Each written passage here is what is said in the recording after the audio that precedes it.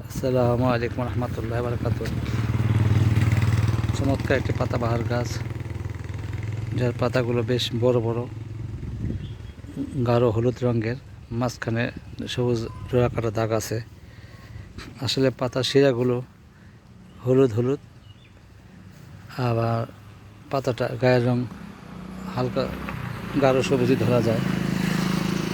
পাতার বেশিরভাগ অংশ হলুদে পরিণত হয়ে গেছে, হলুদ রঙে, যার জন্য দূর থেকে হলুদ রঙটাই বেশি প্রাধান্য পেয়েছে।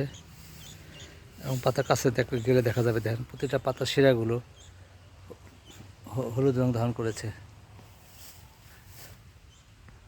পাতাগুলো বেশ বড় বড়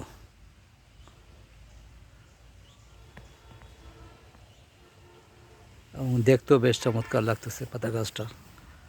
ধন্যবাদ সবাই। ভিডিওটি ভালো থাকলে like comment share follow subscribe করুন প্লিজ।